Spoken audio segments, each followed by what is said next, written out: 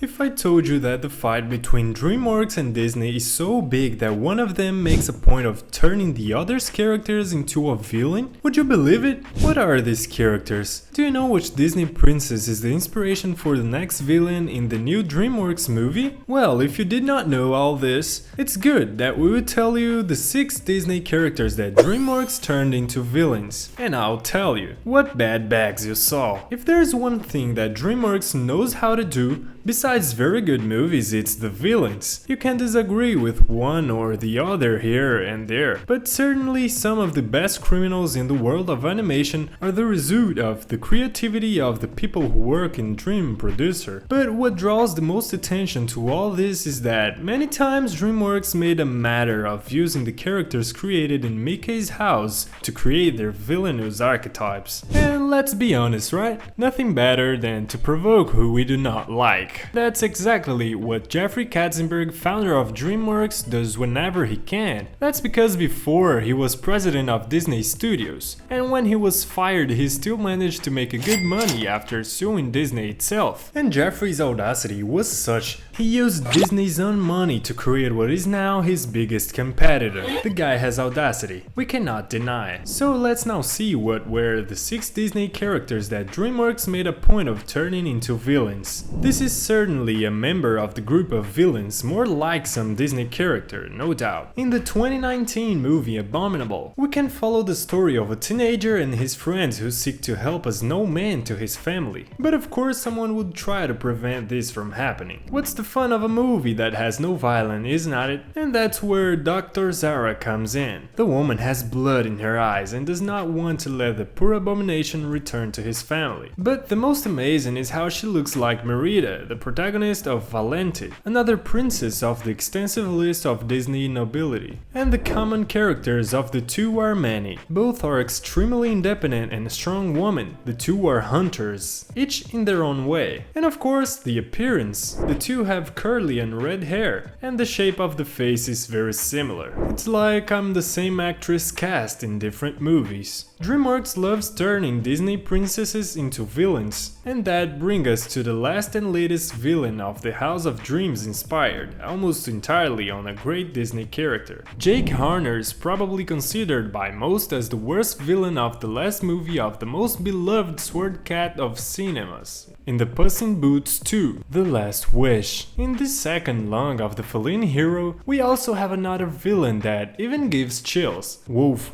But surely the greatest villain is undoubtedly Jake Horner. The guy's plan is simply to have the magic of the whole world all to himself, for the simple fact that he is very bad. A classic villain case. When the film shows the company of pies Jake Horner, do not you think it looks like somewhere you have seen before? Well, for sure. Any similarity will certainly not be mere coincidence. Jeffrey.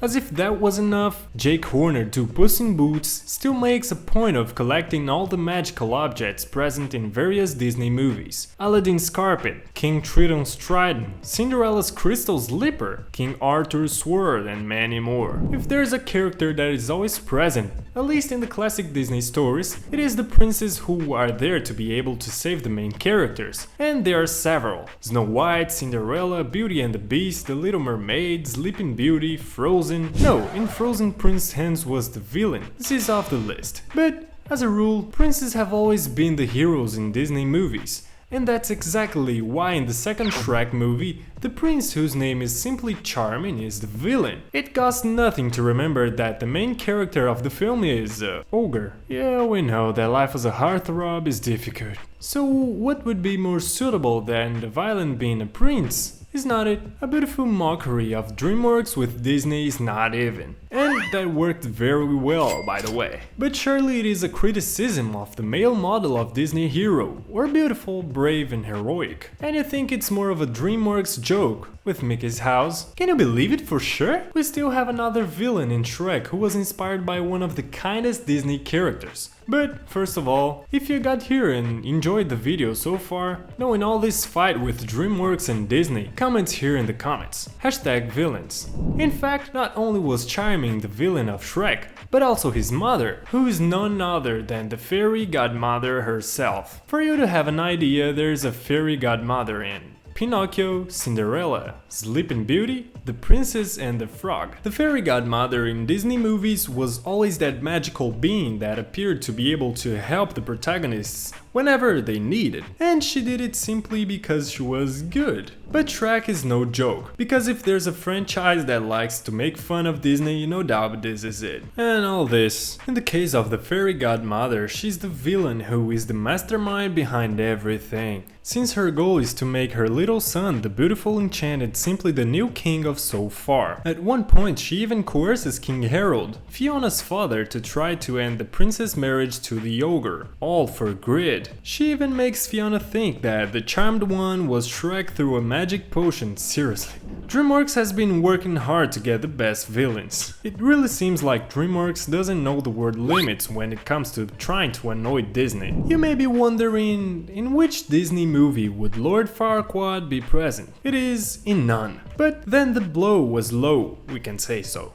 Lord Farquaad was inspired by none other than Jeffrey's former boss, when he worked at Mickey's house, CEO Michael Eisner, the guy who fired Jeffrey himself. Notice the similarity between the traits. It is undeniable that this was extremely personal. And worst of all, Shrek was a tremendous success in its 2001 release, grossing nearly $500 million in theaters. I'll tell you, if I were Michael Eisner, I'd get a lot of P in life with this. And for some reason I think that was exactly the goal of DreamWorks. Who knew one day we'd see Ariel turn into such a bad person, right? Hang on.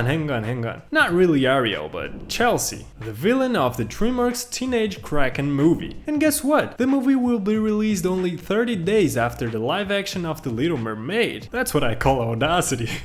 In addition to turning the main character of the film into its villain, DreamWorks will take advantage of the film's hype to place her film in the cinema. Jeffrey really has a lot of anger at Mickey's house. In Robbie Gilman, the Teenage Kraken is part of a family that is responsible for protecting the marine world from the fearsome, selfish, and manipulative mermaids. And speaking of which, do you remember Ursula, the villain from The Little Mermaid? Yeah, don't you think she and Robbie's kind have some similarities? Indeed, everything indicates that DreamWorks wants to demonstrate that they're totally contrary to everything that Disney did, does, and will do. The villains becomes the heroes, and the protagonist characters becomes the villains. Great villains included. And the truth is, we have a lot of fun watching all these movies that are very cool. But tell us, are you more eager to watch the Little Mermaid movie or the Teenage Kraken movie? These were the 6 Disney characters that DreamWorks turned into evil villains. And let's agree, this has been very successful, since the 2 producers have released more and more films so that we fans can enjoy. So if that's why, long live to this fight, and let more movies come. See you next time, bye!